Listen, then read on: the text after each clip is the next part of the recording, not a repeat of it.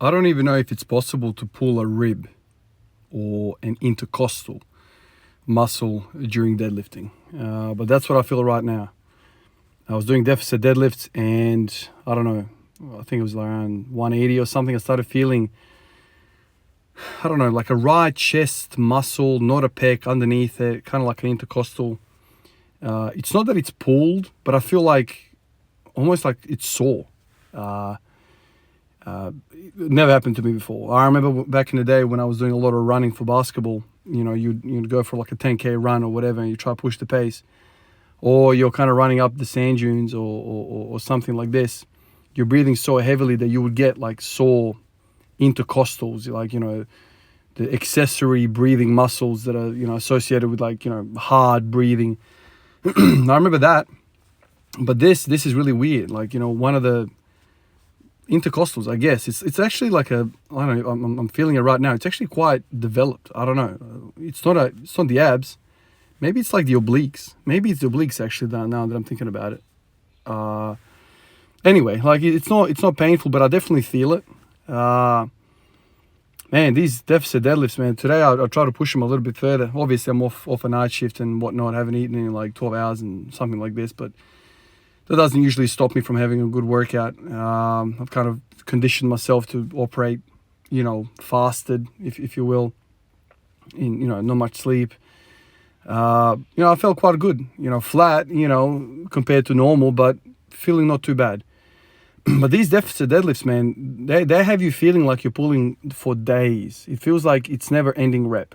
That's what it feels like. The rep is never freaking ending. And I've noticed that the 220 rep that I did today, you know, I'd pull it off the ground, not too bad, and then the bar would slow down around the kind of area where a normal deadlift would struggle for me. So that I found that really interesting. So, you know, you pull it off the ground from a deficit, kind of comes out not too bad, maybe because you got more knee involvement. You can, you know, there's more room for your shins to go forward. And then you get to that, I don't know, like, you know, vertical shin angle, and then the bar slows down, you know, completely, which is exactly the position that you are when you're lifting off the floor. So I think this is really good. You know, I can see the logic behind people saying that deficit deadlifts improve your pull off the floor. They improve your strength off the floor.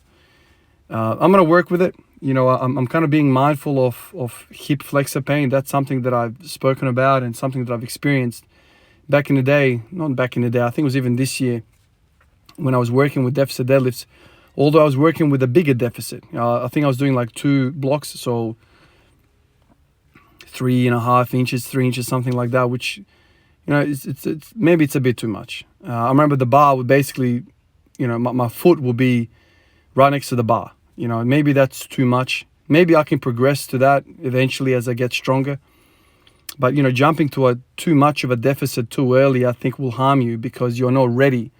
I guess if you were to go to that extreme range of motion early, you would have to really, you know, be careful with the load that you're using because you don't really want to overload. You might be strong enough in the hamstrings and the glutes to pull from there, but the hip flexors are starting off in a really short position, and so you have to be mindful of that.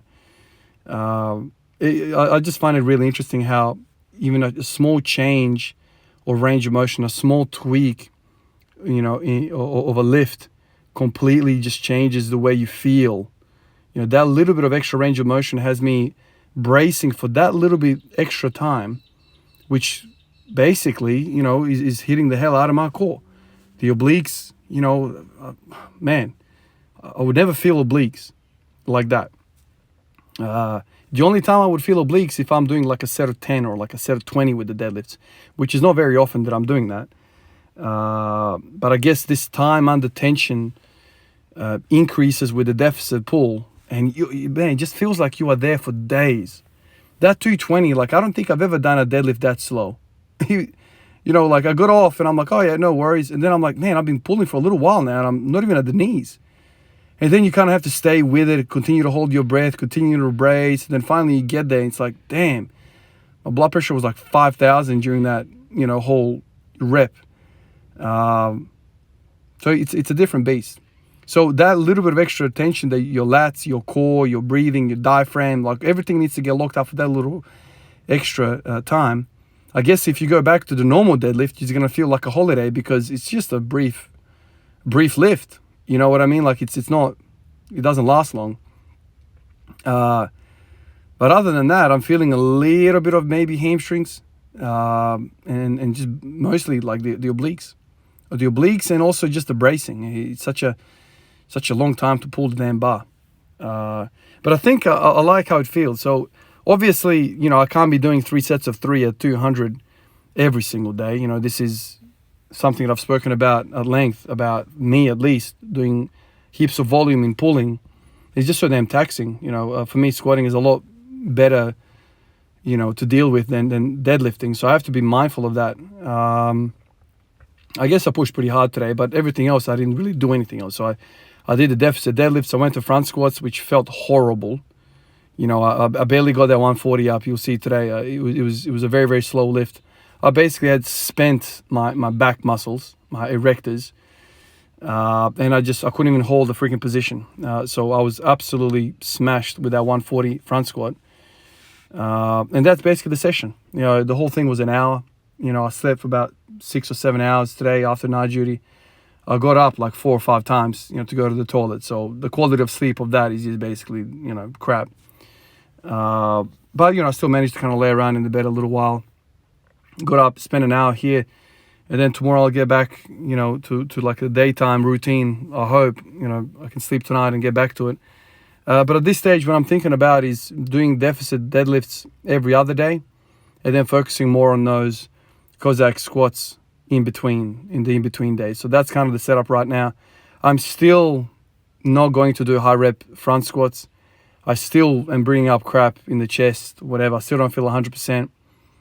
You know, I'm back at work now, right? And you know, metabolic conditioning like that, those like big hardcore sets, you know, especially during winter, that takes the hell out of your respiratory system. A lot of inflammation, a lot of hard breathing, and there's freaking COVID everywhere right now where I'm living here in Adelaide.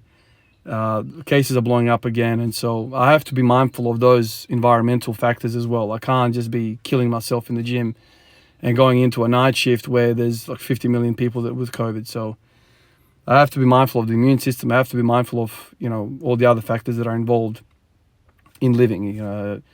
We always talk about this, us normal people. We're not professional athletes, man. You know, we have to go about normal daily living, right? And those factors impact, I guess, the exercise choice, the programming choice, like all of that gets impacted by the rest of the life. You know, this is, as much as this is great and as much as I love this and as much as I would love to live off this, that's not the case. Like, this is not my bread and butter of life.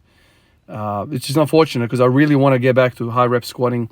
Like, I reckon I could get through a set of 50 with 60 kilos. But I'll be risking it. You know, next day I'm going to freaking work and, you know, I'm still kind of producing a bit of phlegm. I'm not feeling unwell. I just feel like the lungs and the respiratory system is not 100% right for that heavy breathing.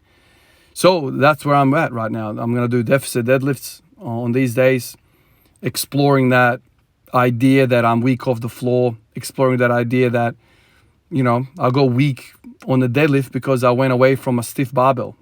So now I'm doing stiff barbell off a deficit. So hopefully, you know, off this floor strength starts to feel a little bit better. So that's kind of the reason why the deficit deadlifts are there. And then the Cossack squats make my squatting feel amazing, make my hips feel amazing, release those adductors, and I'll continue to work those two. So those two will be kind of like the volume consuming parts of the training sessions, and then all the other stuff like, you know, the front squats and the normal deadlift. So basically what I'm thinking right now is deadlifting every day. So one day deficit, one day normal off the floor. The normal off the floor is going to be the singles, comfortable singles, not too much taxing. And then also obviously the pull-ups as well. So the deficit deadlifts and the pull-ups are going to be the major volume things. The Cossack squats, like I'm doing body weight stuff, so it's not that taxing. It's more like a stretch. So as you can see, it's all about posterior chain right now. It's a whole lot of posterior chain. Deficit deadlifts and pull-ups basically will smash everything in the back of you. And also at the front of you, right? Like these obliques that I'm feeling, it's unreal, man. You know, yeah, I've said this in the past. There is nothing you can do in terms of crunches, sit-ups, leg raises. There's nothing you can do to produce the effects that heavy ass weight produces. There's simply nothing you can do. Like doing something like a pin squat, very, very high pin squat with stupid amount of weight, you know, like let's say 150 times your max, percent your max. Like say I'm working with 300 kilos, right? Stupid stuff. Like, you know, there's no way I could ever squat that, but you know, on a high pin squat, I can. I can stand up with it. And the effects on the body that weight has on you, literally, like I've said this in the past, there is not a single fiber in your body that is not contracting. You are literally going to war. You know, I remember pulling a upper lat muscle, a fiber group. I don't know what the hell it was, but I pulled maybe could have even been a rhomboid or something like that, doing one of those reps. It was like a, how much was it? Like a 280 pin squat or something like that. And I lifted it and I'm just holding it there, you know, I'm holding it, shaking like a freaking leaf. And as I put it down, like I felt like all the other muscles let go, but I felt the rhomboid continue to contract. It was kind of like a pull that way. So, you know, heavy ass weight is something else, man. Like when you're doing a deficit deadlift, so that's kind of similar to a pin squat in the opposite spectrum. So the pin squat is short range of motion, super heavy weight, right? Whereas a deficit deadlift is, let's say, sub your maximum deadlift, but for a longer range of motion. So you're taxing your system in a different way. You're going for that long time under tension rather than that pure intensity. But those type of movements, you know, like, I don't know, like, of course you can do your ab wheel rollouts and crunches and Russian twists and leg raises and marches and whatever. That's all well and good. But for the majority of your part, you're targeting a very select few muscles. When you have sheer weight on you, man, like it's a different freaking ball game. And so I've found nothing to translate to strength like that. You know, manipulating ranges of motion with heavy ass weight in your hands or your back or something like that is just, it's a different beast. And so, you know, right now I'm feeling this oblique and I'm thinking to myself, this is a good sign. You know, I'm literally training the core to do exactly what I want. And, you know, people talk about the role of the core, how it's an anti-rotation device, how it's an anti-flexion extension device, essentially, the core. Basically, that's what the core is meant to do. It's not, you know, spines are not supposed to be flexing and extending and twisting and rotating, all of that. The core is supposed to prevent those movements. Because if you think about some of the explosive movements that we you know, concern ourselves with, the squat, the deadlift, the lunge, the jump, all of these things, the torso is compacted. Like we're stacking our torso. That's all we're trying to do. We are never like flexing and extending. Of course, there are moments in society and in human movement where there is the case. But in the case of power lifting the most amount of weight, that's what we're trying to do. Stabilize that sucker. I guess if you're a wrestler or a UFC fighter or something like that, maybe you need, you know, your abs to be good at flexion if you want to kind of get out of a position or something like that, you know, prevent getting taken down or something like that. You know, that specificity is for those people. But for me, interested in squatting and deadlifting a huge amount of weight, I'm not interested in rotation, flexion, and extension. What I really need is anti those movements. I just want to prevent those movements. And heavy ass weight, man, there's nothing like it. There's literally nothing like it that produces that same effect. So every time I do something like this, I always think to myself, man, this is what I should be doing. This is exactly what I should be doing. And, you know, I sit here and I often ask myself, why do I stop some of these things? But when I go back in the training log, there's always a reason why I stop certain things. There's always an idea, an evolution of thought or something like that. You know what I mean? Like it's always like that. I remember last time, like I said, when I did the deficit pulls, my freaking hip flexors were killing me, man. Like getting into that deep position and that initial like 1 millimeter pull is just shooting bilateral, you know, both sides. Hip flexor pain. You know, I mean, retrospectively, you know, hindsight is 2020. What I should have done is I should have attacked those hip flexors, you know. leg raises or marches or something like that to specifically target those symptoms. I just gave it up. And I think I went back to RDLs or something along those lines. I went back to a short range of motion type of setup. But anyway, now that's the plan. That's what I'm thinking. I'm thinking right now, man, like if I'm doing these deficit pulls, they're probably going to be taking a lot of freaking resources from me. I mean, the pull-ups are good. The pull-ups are great. I feel like I can recover from them quite well. But the deficit deadlifts, man, that's a different ball game, man. Like you're taking that sucker and you're holding onto that bar, it seems like for days.